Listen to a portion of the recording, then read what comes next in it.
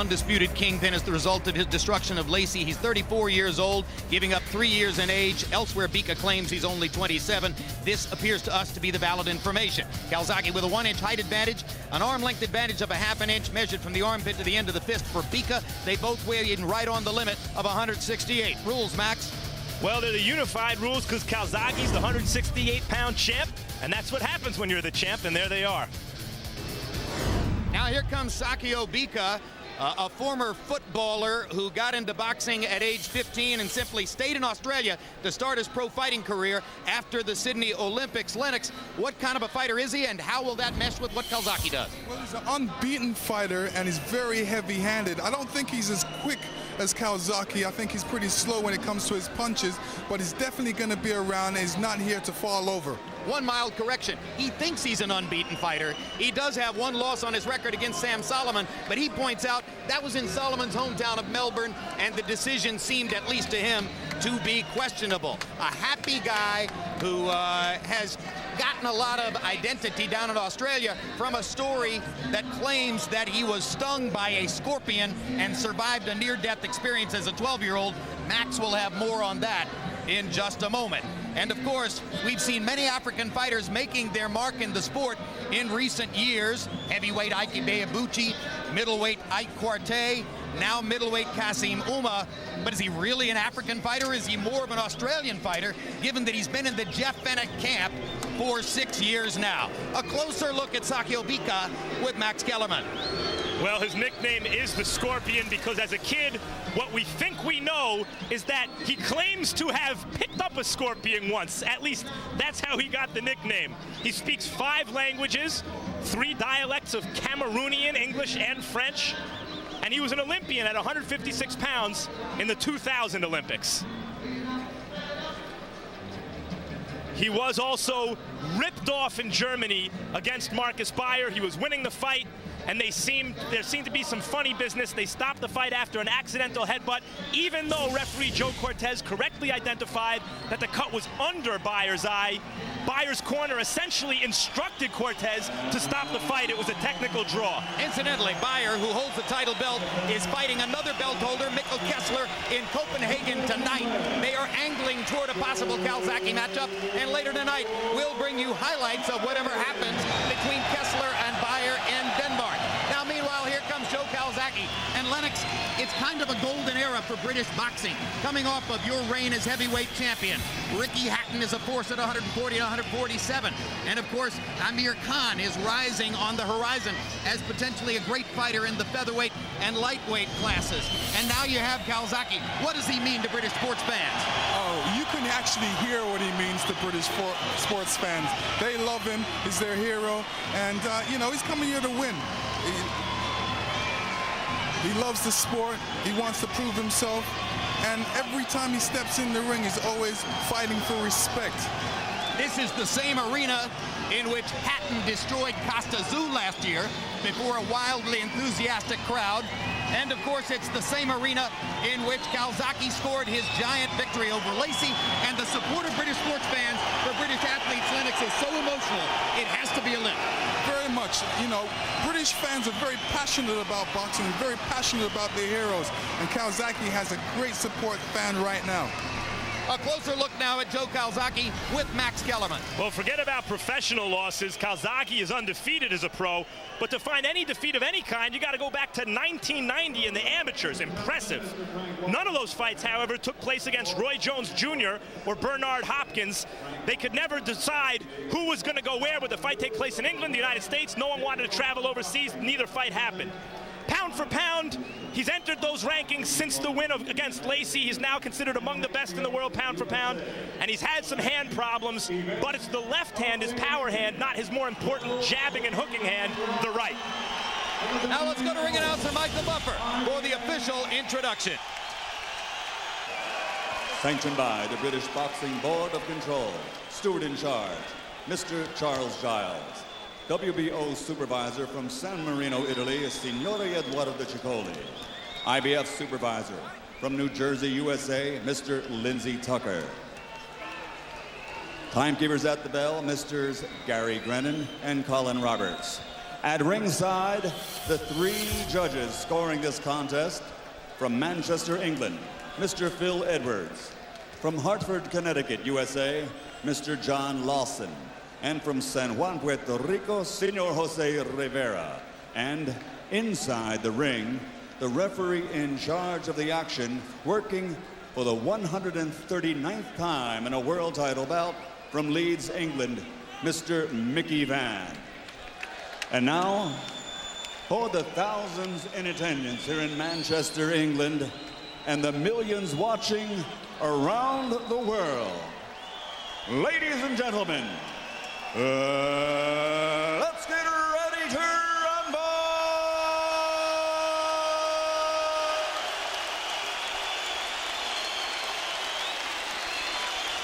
Introducing first, fighting out of the red corner, wearing gold with black, official weight 12 stone even, 168 pounds.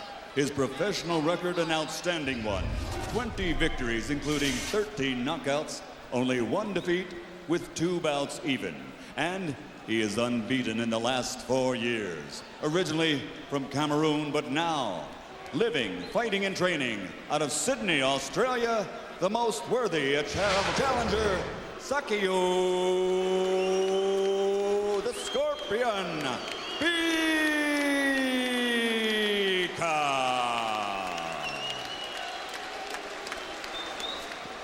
And fighting out of the blue corner, wearing black with white, official weight 12 stone even, 168 pounds. He has a perfect professional record consisting of 41 bouts, 41 victories, including 31 knockouts, with 24 of those knockouts in 4 rounds or less.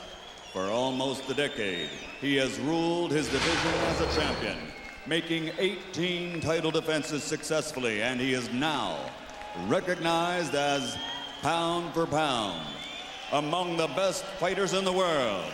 From Newbridge in Wales, presenting the reigning, defending, undefeated WBO IBF Super Middleweight Champion of the world, the fighting pride of Great Britain, Joe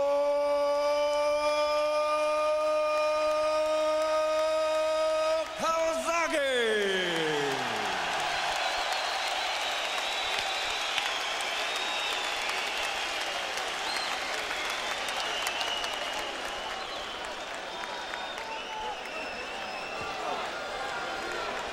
Okay, fellas, you both had your instructions in the dressing room. Just obey my commands at all time. I want no notice with the head. Shake hands, patty corners. Good luck, fellas.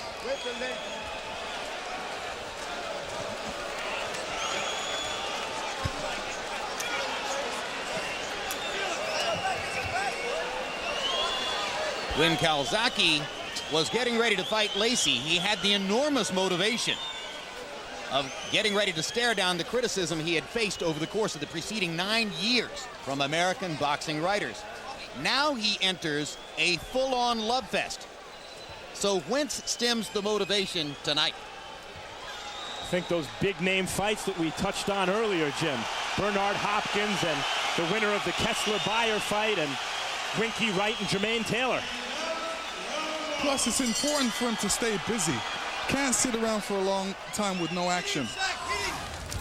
Round 1 begins. The third man in the ring, incidentally, is Mickey Van, sporting a shorter haircut than I've seen in the past. Lennox, what's your take on Mickey Van, the referee?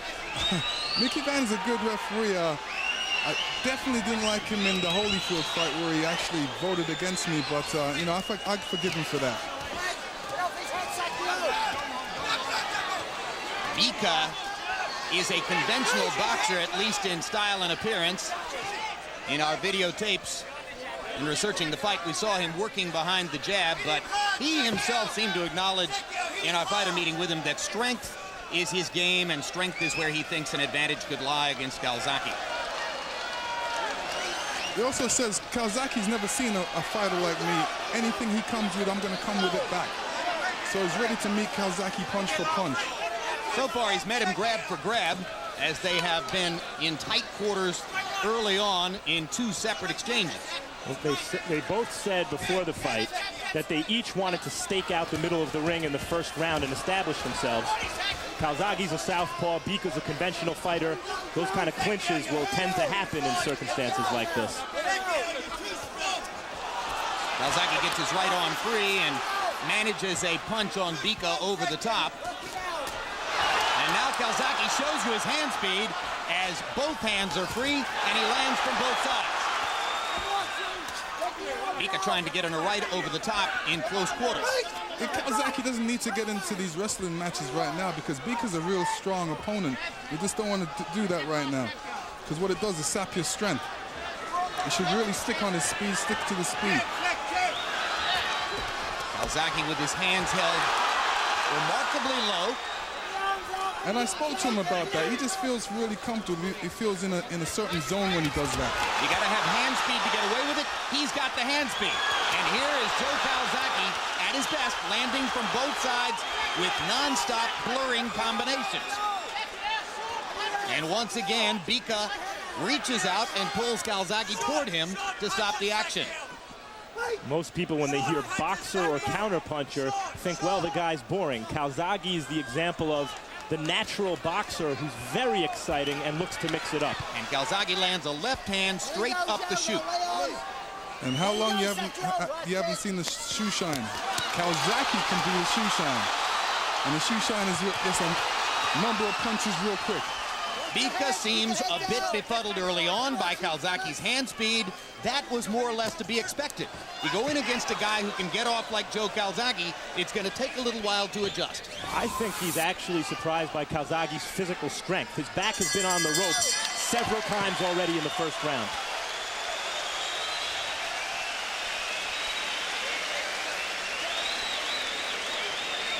Suck it in. Now listen to me when I talk. Suck it in. Really deep breathing. Breathe deep. You're stronger than him. Breathe deep. What we're going to do this round is punch straight. Right? I want you. You had to go there, Tor. You haven't got, he's got fuck all. Hands off. Right. All right, just right. Get your jab working. Don't rush your game. Okay. Don't rush it. Dip and punch. Lead straight. Even if you lead with a straight right. Keep your punches straight. Leading punches straight. Breathe deep. Yeah.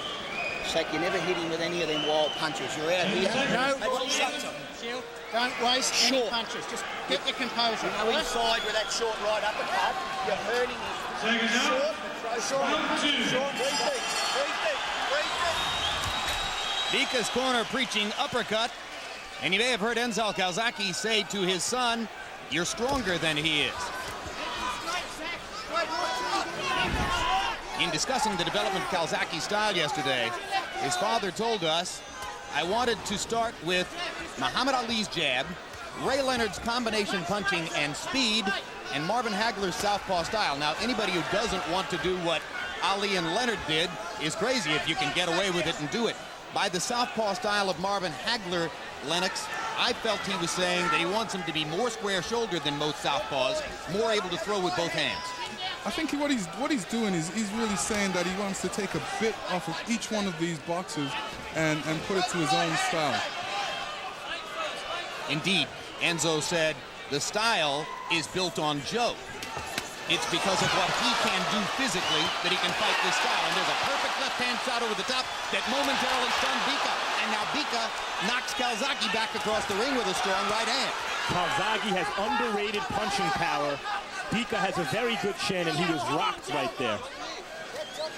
It's what allows Calzaghe to establish the interior of the ring the way he did against Jeff Lacey. One of his satisfactions after the Lacey fight was to say, "I was called a slapper. I must slap pretty hard."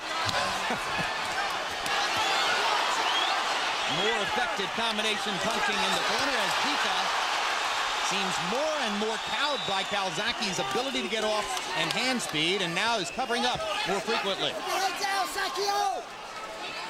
You're laying on, SAKIO, come on!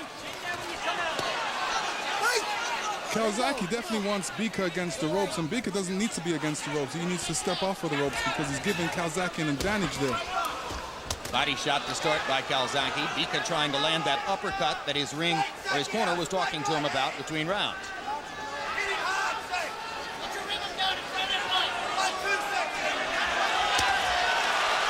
And Calzaghe drops his hands well below his waist, inviting Bika to leave.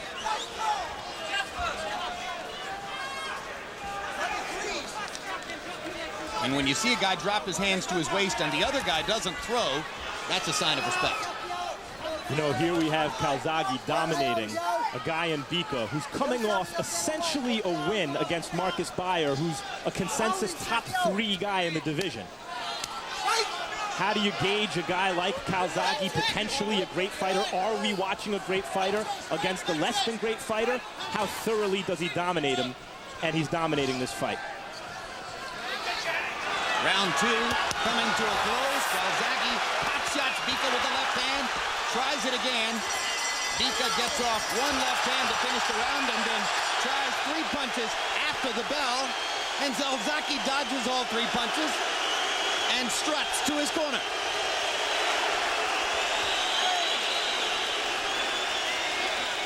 Your eyes are swollen. He's gone, you going, son. Huh? He's gone, you know, I'm telling you. He's gone. You're fucking making him last. Right. You're free side, fall asleep inside. The only practice caught you is when you fall asleep. Why do you fall asleep when you're inside? Don't go inside, you don't fall asleep. Stay long. All right? All right? All right, you're listening. Sit down. This is a great one punch, you fall asleep. Get your head still. One punch, you fall asleep. What's that fucking big for? All right, Joe? We're going to take a look back at what happened at the end of the round. Let's count the number of punches that Bika throws after the bell.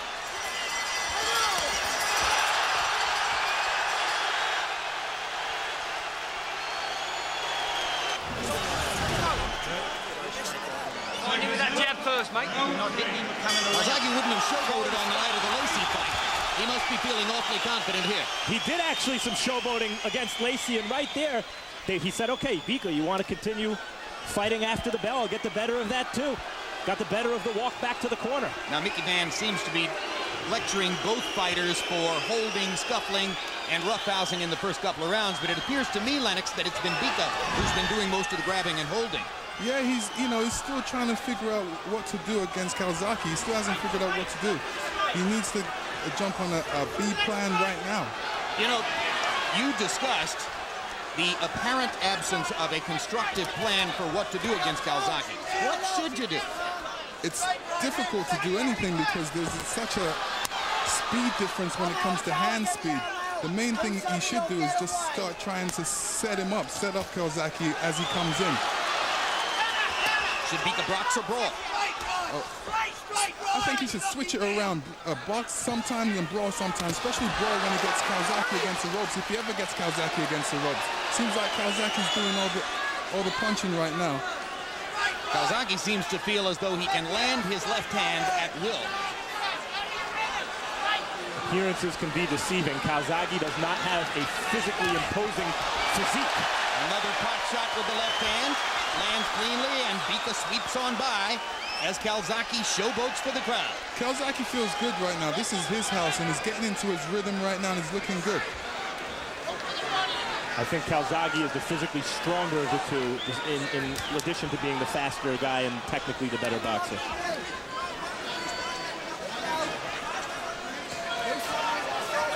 Max, I think the key question about Calzaghe from an American perspective, for years, American fighters discussed but ultimately chose not to come to Wales to fight him. So has he been protected, or has he been left alone to fight here in the UK because he was too good to fight here? He's a tall order for an American fighter to be expected to come over here and fight in his hometown, and he's such a draw here, there's no real financial incentive for him to leave until maybe now, in light of what he's doing here and what he just did against Lacey. Maybe the American public will embrace him to the point where it financially makes sense for him to fight overseas in the United States. And he wants to go over to the United States to box. He wants the American public to see him, especially the Italian-American public. Well, his dream fight is a fight against Bernard Hopkins. And, of course, the question there is, can the money be piled high enough?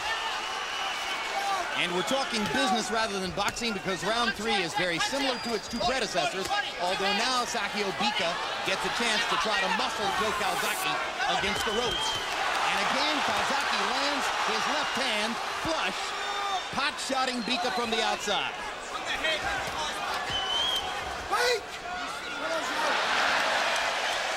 More showboating.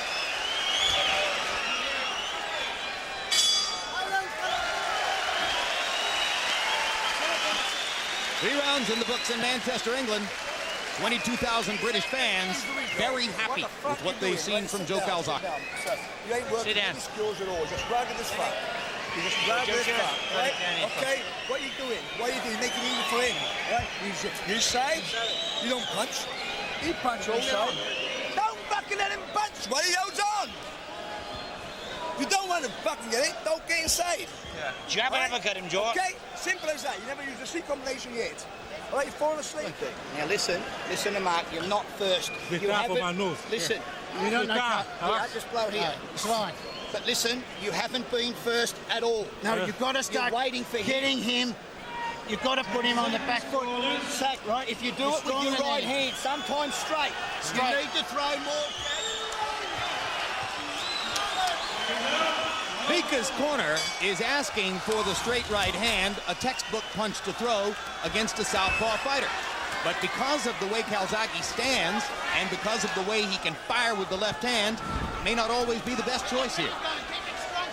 Well, you definitely have to start off with a jab first. You can't hit a fast guy like Calzaghe with the right hand straight. You have to set it up with a couple different punches.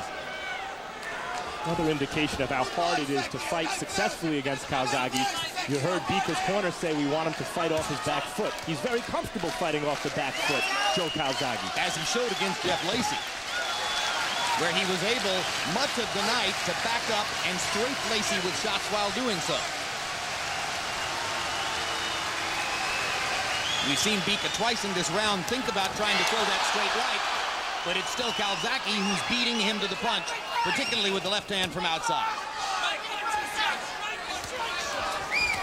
And yet Bika is doing a little bit, almost imperceptibly better this round and last round than he did in the first two, I think. He's doing more, that's for sure. Higher work rate for Bika here.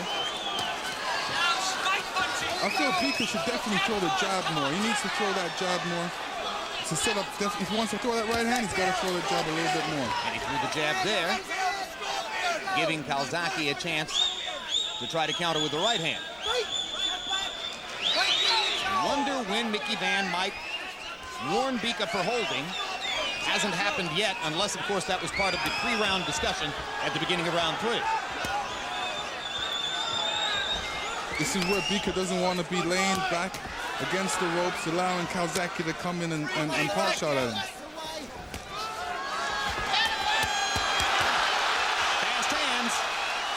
Just the fact that Calzaghe's able to pot shot so successfully a world-class fighter says something about Calzaghe. And Bika gets a shot at the back of Calzaghe's head and tries for it. Mickey Van says, no rabbit punching here, particularly when the guy's halfway out of the ring already.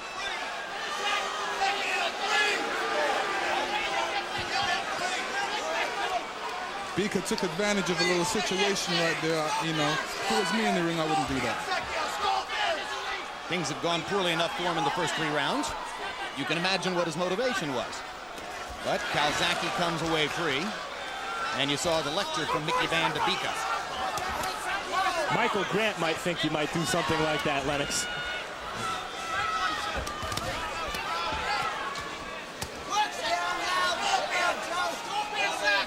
No comment. Great performance. Madison Square Garden, a round and a half. Good by Michael.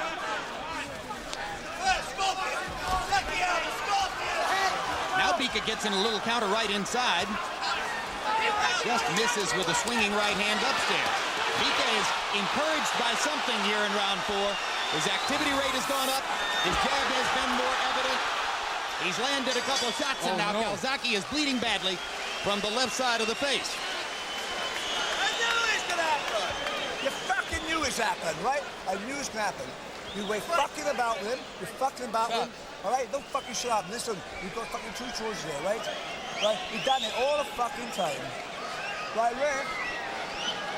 It's off. It's over. No way after that. I knew it was gonna happen. He's cut big. He's going to be desperate now. He's going to come out with a lot. You see Calzaghe countering with a left hand on Bika's chin. Good punch. This is where Calzaghe throws some punches and his momentum puts him outside the ring. This is where Bika, you know, he throws punches. He knows he shouldn't be throwing punches at that moment, but he did. I agree with Lennox. What he did to Grant was considerably subtler than that, Max. Agreed.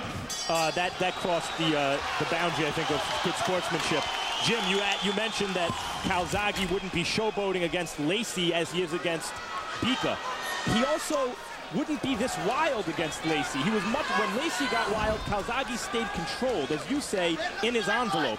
Here, as Bika gets wild, Calzaghe in return gets wild, and it's making it, over the last several rounds, more competitive than it might be. And you heard the four-letter words in Calzaghe's corner as his father, trainer Enzo, ripped him for the showboating and the clowning around and said, look, now you see what's happened as the result. You've got that cut over your eye. So there's a cut over Calzaghe's left eye. Unclear as yet whether that was the product or of a butt or of a punch.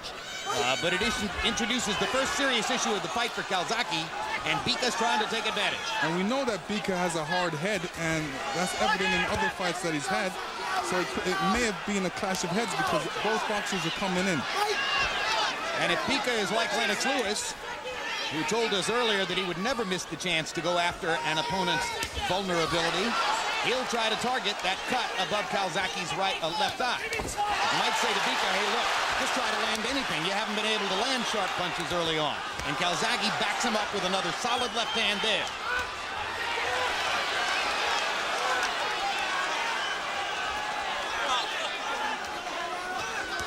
Now Joe covering his face with both gloves as they break free. Clearly more serious about the business of protecting himself against SAKIO Bika. Bika is clashing his head with Calzaghe. There is a clash of heads there, and Calzaghe did complain to the referee, and the referee's warning Bika right now. And now Mickey Van's going to take a point from Bika all the way around. That's hometown cooking. That is hometown cooking. Did you see blatantly flagrant headbutts intended to worsen the cut? I did not. No, but we saw Calzaghe's blood. That may have been enough to motivate Mickey Van. Or at least to think about it. Good right hand by Bika. Calzaghe stepping his work rate up a little bit, feeling a sense of urgency. When Calzaghe's working behind the jab in boxing, Bika doesn't have a lot of answers. It's when Bika's successful in turning it into a kind of wild brawl that the fight gets interesting. Calzaghe peppering Bika with jabs, slips in a body punch, and as Bika waves that left hand above Calzaghe's body punch, the difference in speed is evident. But now Bika lands both a right and a left to the left side of Calzaghe's head where the blood is flowing. Good, solid, straight left by Calzaghe. Momentarily wobbles Bika.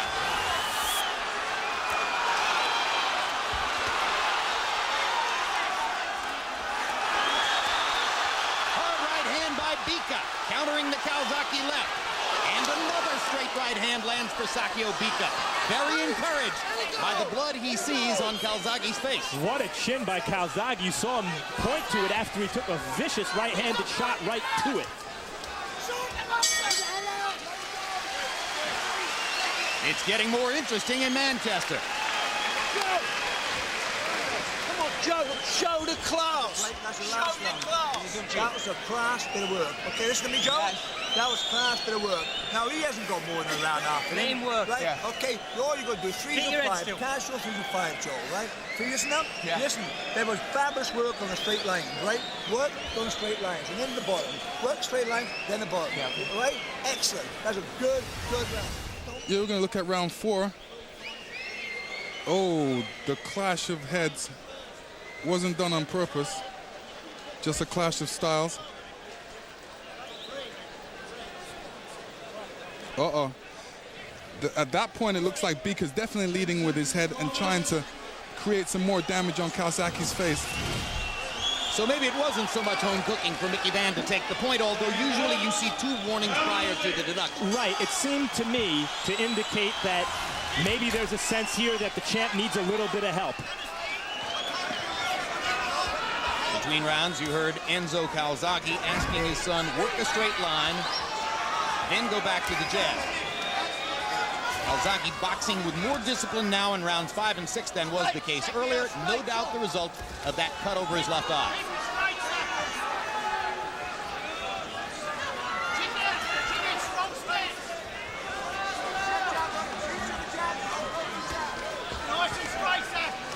There's enough of a difference in hand speed that so far Bika has not been effective from this range.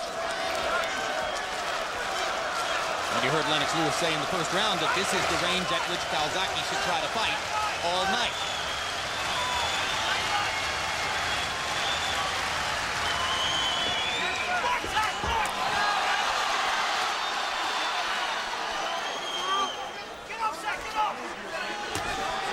Straight right hand lands for Bika, his best punch. Bika momentarily turning southpaw himself, drawing a triple right hand.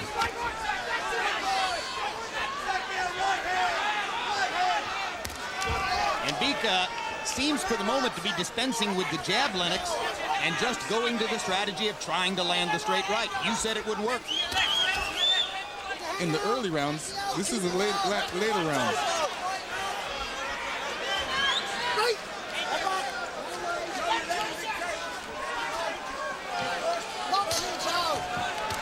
Jim, the difference between earlier than later is, you know, earlier everybody's fresh. Later, everybody's a bit tired, so it's harder, it's easier to hit.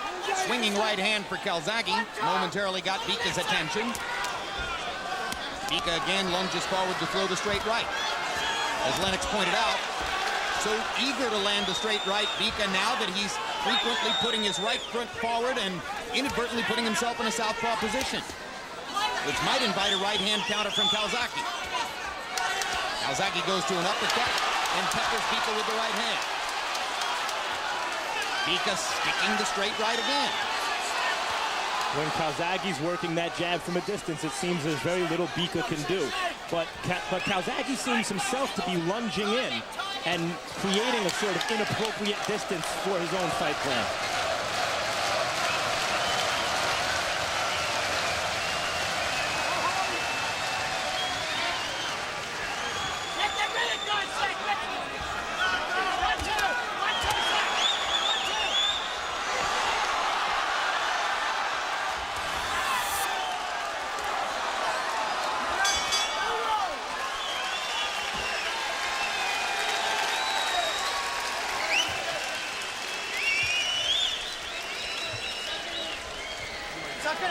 Sit up and breathe, son.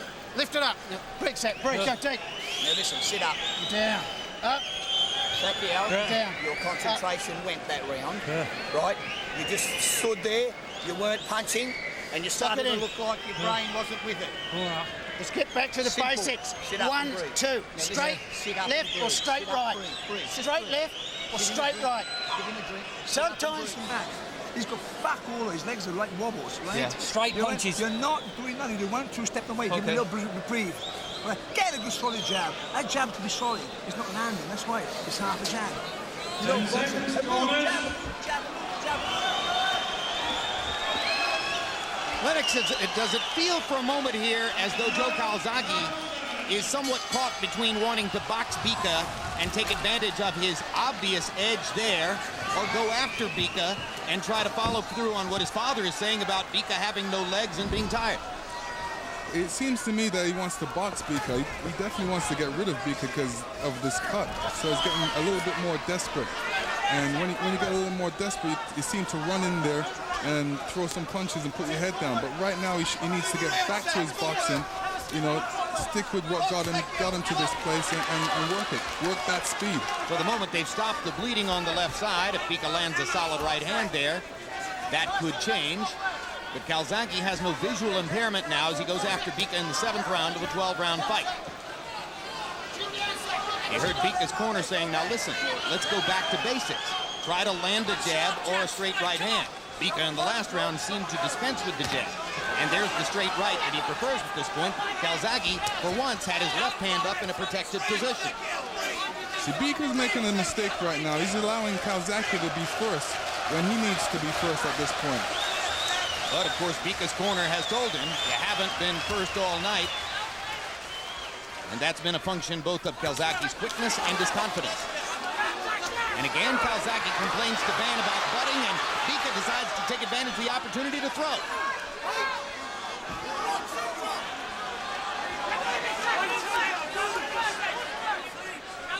Unlike Calzaghe to look to the referee for help, and I think it indicates that he's in with a really tough guy. Bika takes a good punch. He delivers a good punch. He's physically conditioned. He's showing some pretty good stamina. Calzaghe again pop shotting with the left hand. This time he steps in behind it, lands a body shot. Bika drops his hands. Calzaghe says, "I'll come back again then."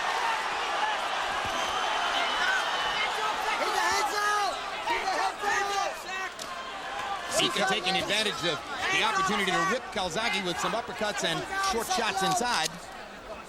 Calzaghe doesn't need to be there because what he does is he puts that eye at risk when he's too close to this guy. But he thinks he can punish Bika with both hands. Does so for a moment, then Bika comes off the ropes trying to land a big right. Get your head the other side of him. Neither man has thrown much to the body. Would there be a good reason for one guy to change his approach, Lennox, and begin to try to get to the ribcage a little bit more? Yeah, I think Calzaghe should rip to the body a bit more. But at this point, I wouldn't take that chance with that eye. You see, every time he's coming inside and laying in there with Bika, he needs to switch sides with his head and put his head on the other side and put that eye out of risk. And within the last 2 rounds, Calzaghe has held his left hand higher than we frequently see, and has been obviously trying harder to protect against Bika's right hand. But you're fucked. So what are you going to do? You can put a towel in? Joe, No, that won't be all right. Kick your head the other side of him. If he's rubbing your head, cut. Keep your head still. Joe, basically, not convinced with yourself. All right? You're not convinced with yourself. You let it happen. Now, what's happened is because you're allowed it to happen. Good still, Joe. Listen to me. Yeah. You're allowed it to happen. You're not ready now. You thought the easy one. They press now. Look at this. Look. Second out. Listen to Mark. Straight, simple punches. Here we see another accidental butt from Bika, and Calzaghe's complaining to the ref. At this point, you can't complain to the ref. You got to concentrate on your fighting.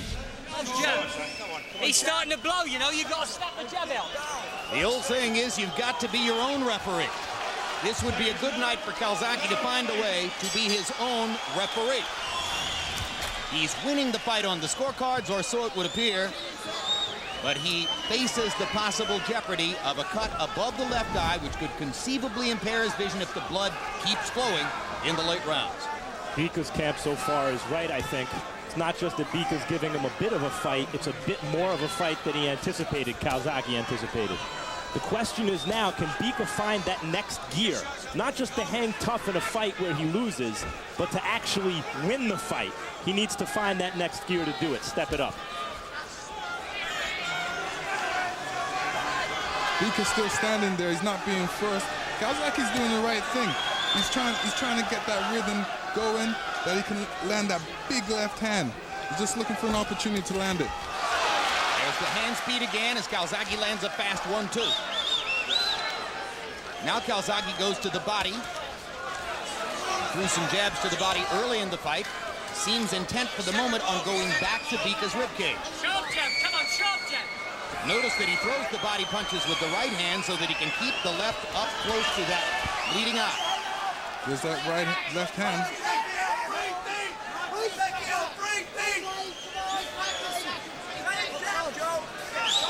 Round 8 of a scheduled 12 in Manchester.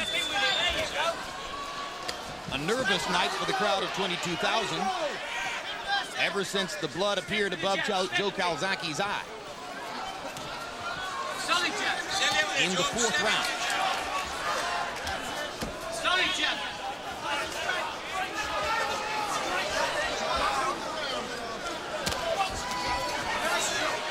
Prior to the arrival of the cut, there was a fair amount of clowning and showboating by Joe Calzaghe, obviously enjoying himself in the wake of his rampant destruction of Jeff Lacey 7 months ago. But now it's serious business. As Calzaghe tries to preserve his chance at mega fights down the stretch. Bika brings many things to the to this fight that Lacey brought to his fight with Calzaghe, minus the kind of name that could get Calzaghe up and to display his full arsenal of boxing skills. And that makes it a more dangerous fight than the Lacey fight in many respects. See where Calzaghe has his head? He needs to put it on the other side of Bika. Move that cut away from Bika, so Bika can't have an easy shot at it. And momentarily there, you saw how well Calzaghe throws punches and how dangerous he can be when going backward. Planting the back foot as he goes and letting go with both hands before moving away again. Well, we're celebrating our 10th anniversary of Boxing After Dark, and in honor of that, we look back at some of the greatest fights in the history of the series. February 19 and 2000, Eric Morales against Marco Antonio Barrera in Las Vegas. Best gloves, good luck. Let's go. 1-2 combination by Barrera. Hard right hand by Morales as they trade in the middle of the ring. And suddenly at center ring, Morales takes over the fight with his right hand.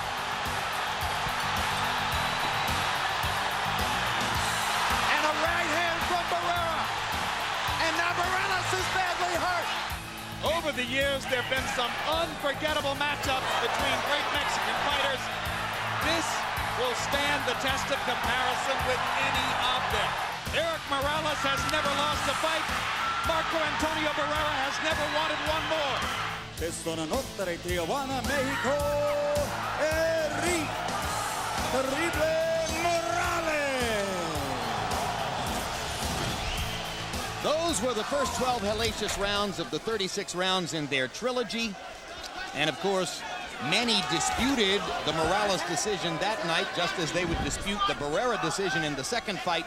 Most agreed that Barrera won the third. One of the greatest trilogies of the modern era began on Boxing After Dark. Now we come back to Manchester, round 9 of a scheduled 12. SAKIO Bika of Cameroon in the gold trunks, Joe Calzaghe of Wales, 41 wins, no losses, the number 168-pound fighter in the world in the black with white trim. Bika still stalking Calzaghe. Solid straight left hand inside by Calzaghe. Another straight left hand lands flush for Calzaghe. Whenever Bika gets more aggressive and begins to let his hands go, we see flashes of the tremendous difference in hand speed when Calzaghe counters. See a referee warning Bika right there, because Bika actually did kind of nod his head to Calzaghe's head. Don't know if he was on purpose or not. Good solid right hand landed for Bika in that exchange.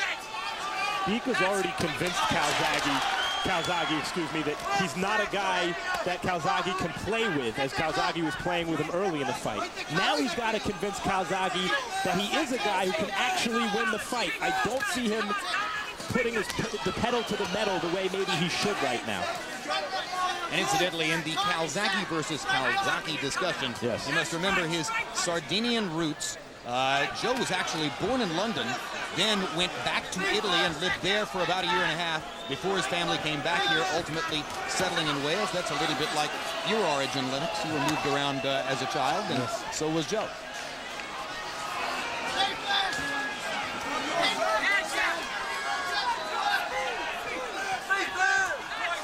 Calzaghe was only 9 years old when his father, an itinerant musician who playfully said to us, well, I didn't play very well and I didn't sing very well, so boxing training looked like a good career. He was 9 when his father took him to a gym and got him started in the sport. And all of his classmates were playing rugby. Body shots from Calzaghe with the left hand. Bika tries to get in a right hand uppercut. Again, they trade. And Calzaghe was doing better in rounds 7 and 8 when he boxed. Lennox, he's begun to allow the fight to become messy again, the way it was in the 3rd, 4th, and 5th round. I think he's just taking a little break right now. Just trying to figure out Bika. He's trying to land that big left hand. Bika with a straight left hand body shot. And Bika gets in a solid right hand following the bell. And Mickey Van intercepts Bika to warn him once again about hitting after the bell. And a The Australian trainer runs across the ring to grab Bika away from Van and pull him back to the corner. Fall in, Joe. You're falling in with a jab. You've got no win fight tonight. There ain't no winner. I've seen better than that before. Yeah. I've seen it all by this before. Right. This is nothing what you do before. He ain't gonna win. You fought and said you let him box through his side. Right. I can't believe I'm watching. I can't believe it. Breathe in. That's the first round you really won. You know why? Breathe deep. You know why? Because you went forward. Yeah. He got tired. He was too tired to be first that round. He's tired. He's more tired than you are. Do you understand? Yes. If you want to do it, you have to keep. Huh? Fucking. Well, look at him. He's got nothing there. There's nothing there. You have to one uppercut. He's throwing the uppercut. Where's your uppercut?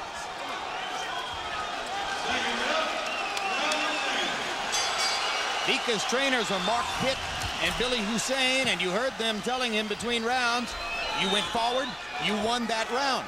Go do it again against a tiring fighter. That dovetails with what Lennox Lewis said about Joe Calzaghe taking a round off. Let's see if it was a good time to do so, as he's fresher on his feet to begin round 10. It should be said that though he is competitive in many of these rounds, I really haven't seen many that you could say Bika's actually won. Which helps to explain the honesty of his trainers in saying to him, you haven't exactly been winning rounds. Bika was tempted to try to hit Calzaghe while he was down on the canvas. That probably would have occasioned a DQ. He's already lost a point for butting. Don't swing it. Strike punches. Strike punches. Come on. 1, 2,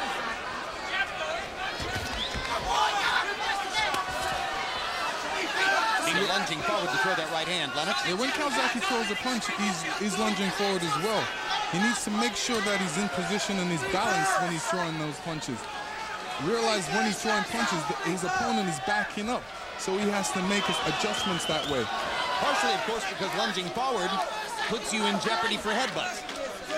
Especially when your head's down.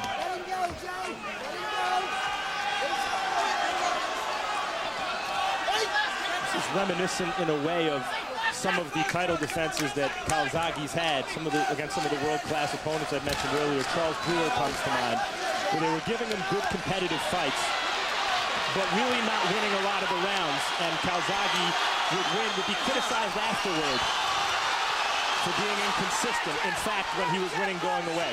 Well, a little counter right hand landed inside for Calzaghe. Got a big advantage for Mickey Van there moments before, as Calzaghe was allowed to land punches by Van while Bika more or less had his back turned in a clinch.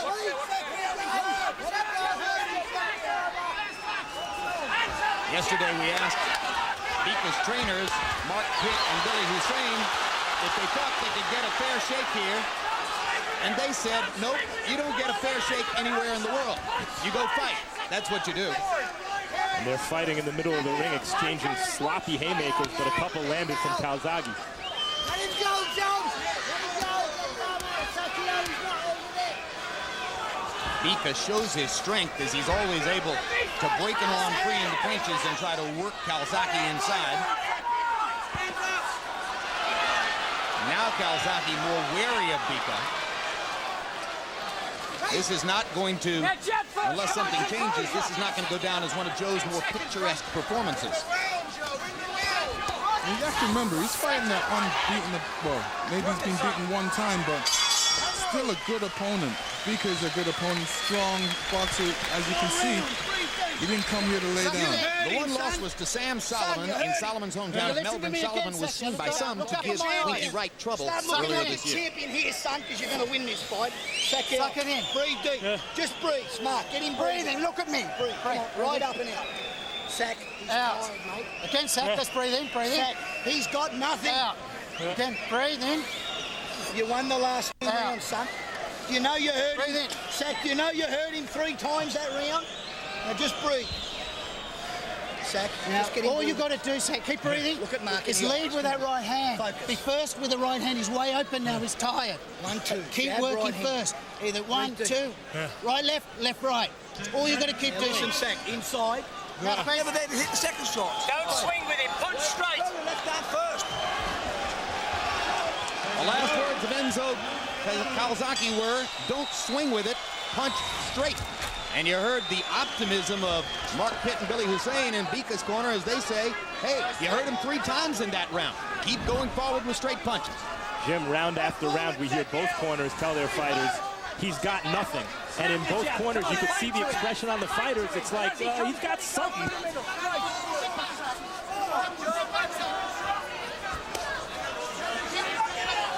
Keep your hands tight.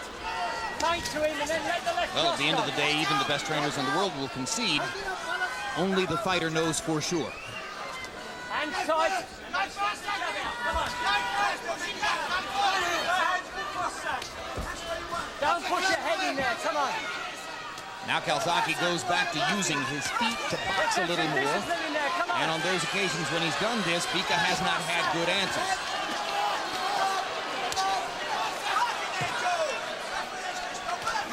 See, they're back to this wrestling style right now. This is, you know, when they started this at the beginning of the fight, I said they're going to tire themselves out, and you can see remnants of that right now. Hold the center of that ring. Hold the center of that ring and snap that jab out. Bika looks real happy just to react off of what Calzaghe does and see if he can do some counter punching in there. And really, he should be jabbing. Both boxers should be jabbing. Shouldn't Bika be busier if he could, Lennox? If he could, I think he's a bit weary right now. Yeah, he should be throwing that jab. He should be wanting to win this fight. Step it up. And Calzaghe, in this round at least, seems to have begun to fight more protectively, perhaps protecting both the cut over his left eye and the lead on the scorecard. Concentration, come on. Snap, snap, come on, snap it out. Sometimes the best ethic is win this one, fight first, look good and look exciting the next time out. And maybe it behooves Calzaghe not to look too dominant against a guy like Bika if he is looking to land a big fight against another big fighter in or around the weight division. Leave some question marks. Yes. Southpaws notoriously through boxing history, when they've looked too good, have found it difficult to secure big fights. Though I don't think that's Calzaghe's plan here. No, it's hard to imagine anybody cutting it that fine. But if it's the unintended byproduct of a strange night like this, then all's the better. Calzaghe's dream fight would be against Bernard Hopkins. Question is, could that much money be piled up on the table?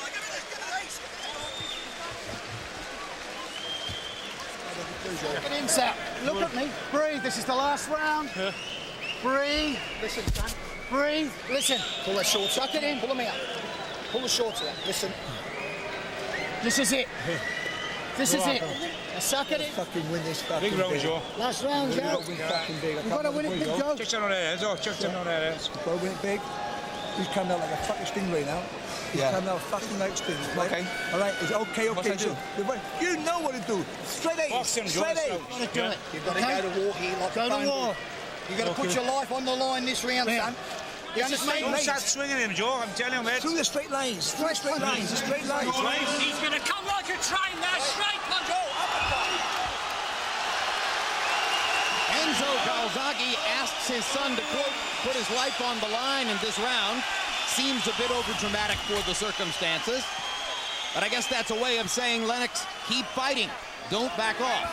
They're saying everything depends on this round. He wants him to, and I think that was Biko's corner that actually said that, put your life on the line, because they want him to go out there and really go after Calzaghe and try and knock him out. Calzaghe asked his father, what should I do?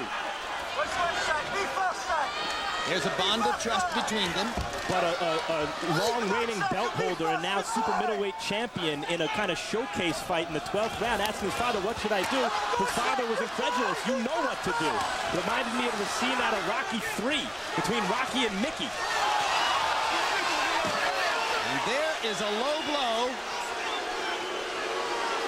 And as Calzaghe sinks to the canvas, Mickey Van confers with him. Now already, Bika has been warned for butting, penalized for butting, warned for hitting after the bell, not yet penalized for either.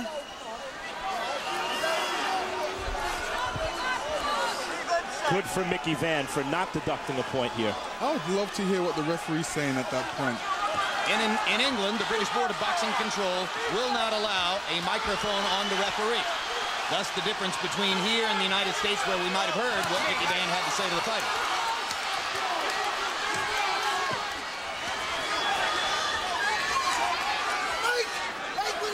Makes me reconsider the home cooking comment when Van does not take a point there.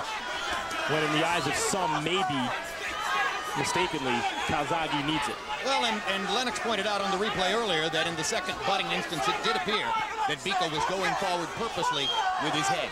So now a minute and 40 to go. No doubt Van is giving them a lecture about trying to finish the fight cleanly. Calzaghe's question to his father, what do I do, was unquestionably a tribute to Bika's strength, which has been troublesome.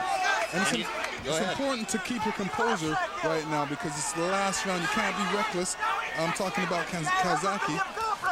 You don't want a 41-win, no-loss record to suddenly be blemished by a mental error in the 12th round of a raucous fight. But of course, he's 41-0 partially because he hasn't made that critical mental error yet. Close calls, a split decision against Chris Eubank in '97 when he won the title belt that he's held ever since. The number 4 title generally seen among the hierarchy of belts, if you want to consider such an arcane observation. And Eubank was a very good fighter, very experienced, and Calzaghe was a young guy, inexperienced, and nevertheless he won the fight.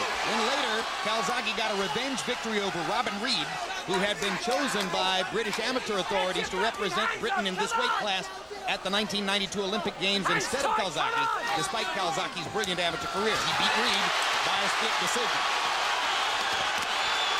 And you saw Calzaghe letting his hands go for one last signature combination with less than 30 seconds to go in the fight. This has been a good fight. Calzaghe seems to want to put a final imprint on this fight, and he gives Bika a chance to counter off the ropes and hit him hard. Almost got imprinted right there, Jim. A sportsmanlike embrace at the end of a very rough fight.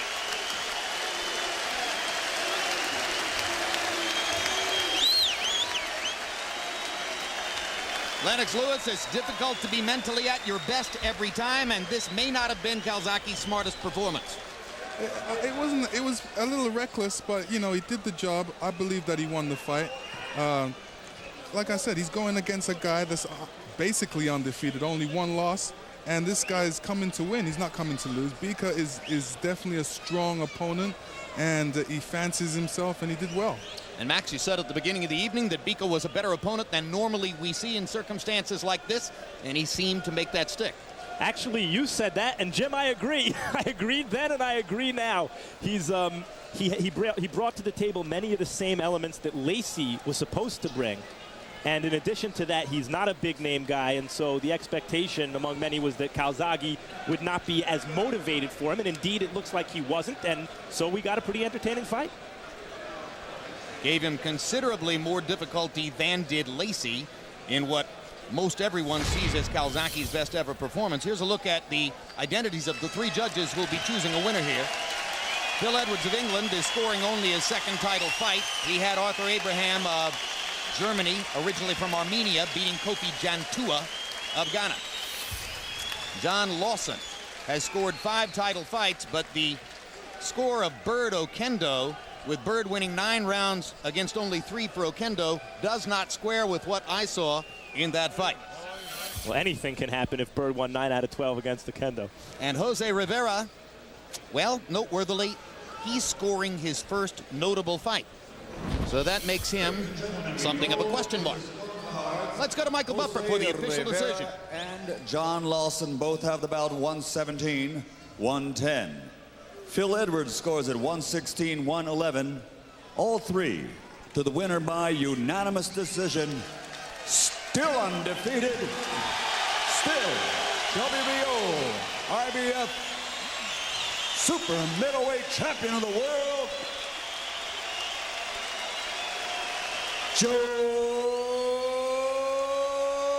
Calzaghe.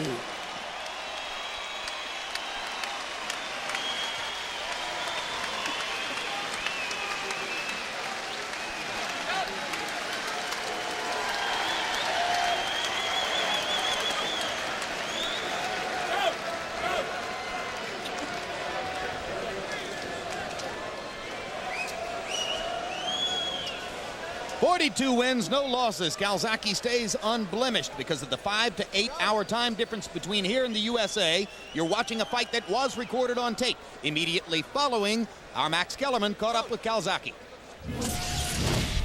Champ, congratulations. Yet another win against another in a long line of tough fighters. Assess your own performance. To be honest, I'm disappointed with my performance. You know, the first fight on TV with you guys, so I was eager to impress. I'm not making excuses. At the end of the day, I pulled up a July date and didn't have ideal preparation in this fight. Didn't do no sparring. I went in the ring with my hand was still not great, but I couldn't miss the opportunity. I couldn't afford to pull out, so I took a calculated risk. I didn't perform like I would have liked to perform. As you can see, my timing wasn't right, and it showed my lack of sparring and gym work. And you know, unfortunately, I would have loved to perform in front of you guys. And I didn't see the best of Joe Calzaghe tonight, but believe me, you've seen what I'm like last time. I can perform. I'm waiting for a big name opponent, and next time I'll have 2 good ends. You looked very sharp in the first 2 rounds. You were hitting them at will, and you were doing as you pleased. What changed after that? In the 4th, there was a headbutt. Did that change your strategy? Not really. It didn't really affect me, the headbutt, but my hand. You know, like I said, I didn't have a great hand going into the fight. Maybe went a bit for the knockout, and after 3 or 4 or 5 rounds, the hand started to hurt. Here's the headbutt. Okay.